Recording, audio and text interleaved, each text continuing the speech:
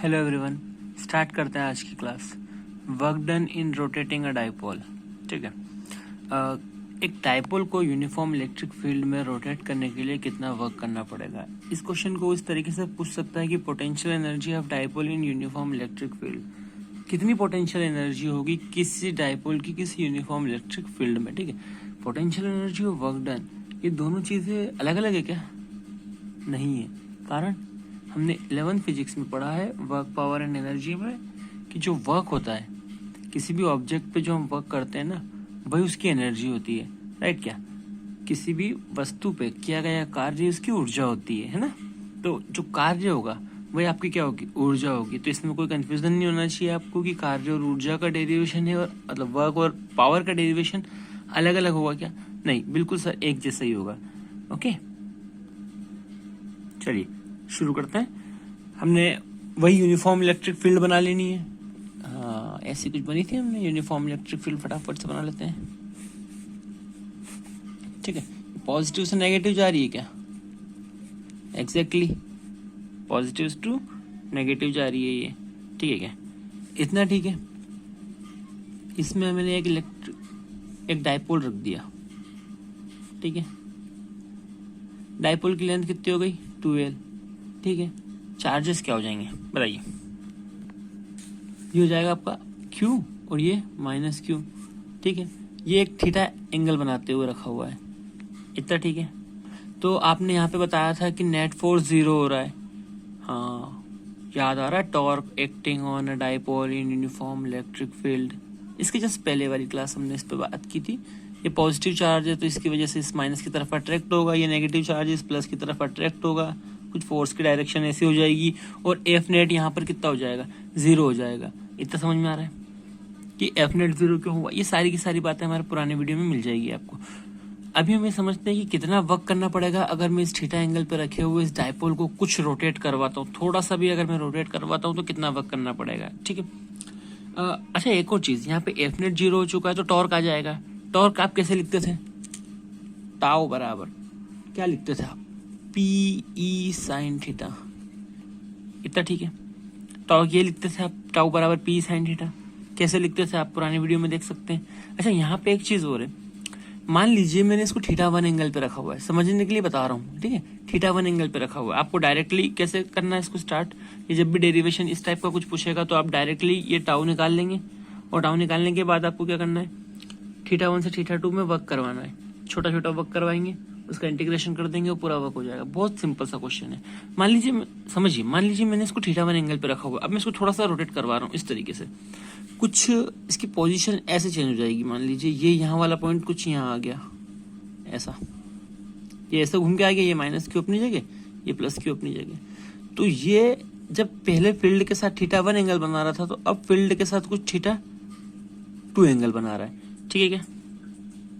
इतना ठीक है। ये θ1 एंगल बना रहा था पहले, अब θ2 कुछ एंगल बना रहा है। राइट? तो इसमें जो डिस्प्लेसमेंट होगा इन दोनों के बीच में वो कितना होगा? डेल थीटा आ रहा है कितना? डेल थीटा का डिस्प्लेसमेंट ले लेगा। तो जो कार्य होगा या जो वर्क डन होगा वो कितना होगा? स्मॉल वर्क डन की बात करूं मैं तो टाउ इंटू डी थीटा। अरे इसको इस तरीके से समझ सकते हो, कार्य बराबर बल गुणित विस्थापन होता है ना। ये कार्य work is equal to force into displacement. ठीक है, तो जो फोर्स है आपका वो एफ नेट तो 0 हो रहा है, यहाँ पे टॉर्क आ जाएगा, ये डिस्प्लेसमेंट आपका रहेगा इसी।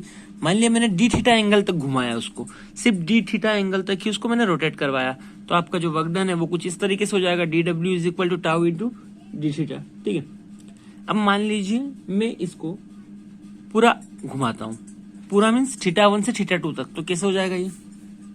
इसका पूरा का integration θ1 to θ2 tau dot d theta.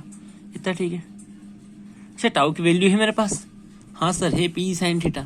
रख देते हैं। DW का इंटीग्रेशन कितना हो जाएगा? स्मॉल इंटीग्रेशन कर रहे हैं, मतलब स्मॉल वैल्यू का इंटीग्रेशन कर रहे हैं, तो जो DW है इसका इंटीग्रेशन हो जाएगा W। ठीक है, छोटे छोटे कार्य मिलके एक बड़ा कार्य बन जाएगा आपका। यहाँ पे θ1 टू θ2 टाउ की वैल्यू कितनी है? PE sine theta d theta. ठीक है, work equal to PE common sorry common नहीं, ये हमारी वो टर्म हो जाएगी जिसमें कि थीटा नहीं यूज हो रहा है, इसका सिर्फ इंटीग्रेशन हो रहा है, इसमें कोई थीटा नहीं है तो इसका इंटीग्रेशन नहीं होगा, ये कांस्टेंट टर्म हो जाएगी, राइट। कांस्टेंट बाहर ले लिया। साइन थीटा का इंटीग्रेशन कितना होता है बताइए, चलिए साइन थीटा डी थीटा, अब बताइए साइन थीटा का इंटीग्रेशन कितना होता है बेटा, minus cos theta, okay, theta 1 to theta 2, ठीक है, इतना ठीक है क्या।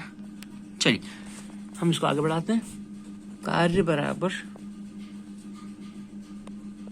PE minus cos theta, theta 1 to theta 2, ठीक है क्या इतना।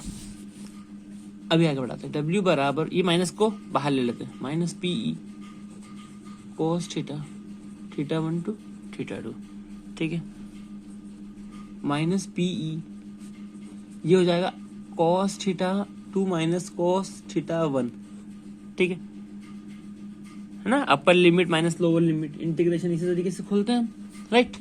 ये W ही आपकी जो है कार्य, ही आपकी एनर्जी होगी, मतलब इस तरीके से कोई फॉर्मूला आपका डिराइव होकर आ जाएगा। आ रही क्या बात समझ में,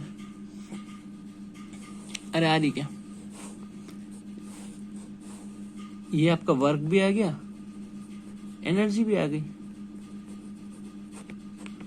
ठीक है। किसी भी आपने इलेक्ट्रिक डायपोल को घुमाया है, रोटेट करवाया है एक यूनिफॉर्म इलेक्ट्रिक फील्ड में, तो वर्क कुछ इतना हो जाएगा और उसकी एनर्जी कुछ इतनी हो जाएगी, minus PE cos theta 2 minus cos theta 1, और दोनों ही टर्म आपकी जो है वो सेम रहेगी, क्योंकि किसी भी इलेक्ट्रिक डायपोल या किसी भी केस में, हम अदर केस में भी बात करते हैं, मैकेनिकल में भी बात करते हैं, तो जो कार्य होता है वही ऊर्जा होती है बेटा, ठीक है क्या। चलिए पहले केस पे बात करते हैं कि हमने ऐसा समझते हैं कि इसको हमने इलेक्ट्रिक डायपोल को 0 डिग्री के एंगल पे रखा हुआ है, मतलब वो जो फील्ड लाइन से उसके साथ 0 डिग्री का एंगल बना रहा है, और थीटा 2 इक्वल टू थीटा तक हम उसको रोटेट करवा रहे हैं, मतलब थीटा के एंगल तक रोटेट करवा रहे हैं, तो हमारा जो वर्क डन है वो कितना हो जाएगा, देखिए W इक्वल टू हो जाएगा minus PE cos theta 2 which is theta, तो हो जाएगा cos theta minus cos 0, cos 0 क्यों, क्योंकि थीटा 1 की वैल्यू आपकी कितनी है 0, तो हो जाएगा minus PE cos theta minus 1, cos 0 का वैल्यू कितना होता है 1, आ रहा है कितना। हमने इसको क्या करा, केस फर्स्ट में हम ये बात कर रहे हैं कि उस इलेक्ट्रिक डायपोल को आपने कहाँ पे रखा है, इस यूनिफॉर्म इलेक्ट्रिक फील्ड में, किस तरीके से कि वो इलेक्ट्रिक डायपोल जो आपका है इसके साथ इलेक्ट्रिक फील्ड लाइंस के साथ 0 डिग्री का एंगल बना रहा है, ठीक है क्या।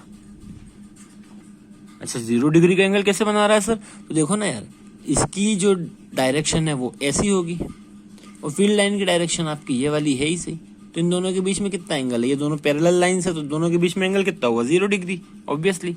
चलिए केस सेकंड की बात करते हैं।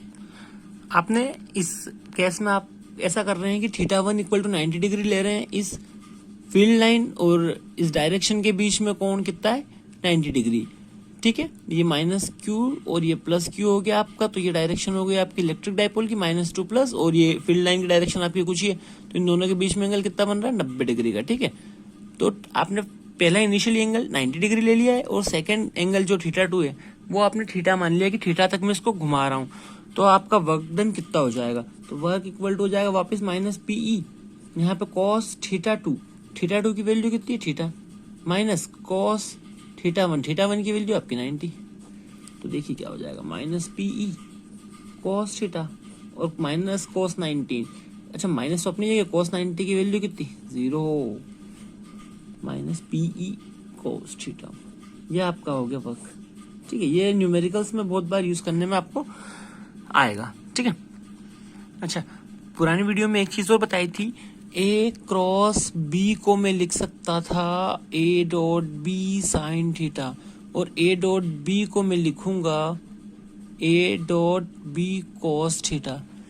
ये आप वेक्टर में पढ़े होंगे, ए क्रॉस बी को किस तरीके से मैं लिखता हूँ, ए डॉट बी को मैं किस तरीके से लिखता हूँ, तो मैं यहाँ पे इसको लिख सकता हूँ माइनस पी डॉट ई, ठीक है, लिख सकता हूँ क्या, हाँ बिल्कुल लिख सकता हूँ, राइट। अच्छा आपको अब मुझे ये बताना है कमेंट करके, अगर आपको समझ में आ रही बात, तो जो ये वर्क है, ठीक है, इसकी एसआई यूनिट क्या होगी और इस वर्क को हम मेजर कैसे करते हैं, किस क्वांटिटी में मेजर करते हैं, ठीक है। अच्छा, वो मेजर कैसे किया जाता है वर्क, ये बताना आपको, ठीक है। जैसे कि मैं फोर्स को न्यूटन में मेजर करता हूँ जनरली, राइट। तो वर्क या एनर्जी दोनों की एसआई यूनिट क्या होती है, सबसे पहले तो आप मुझे ये बता दीजिए, और अगर अच्छा लगा हो तो शेयर कर दीजिएगा। Thank you for watching.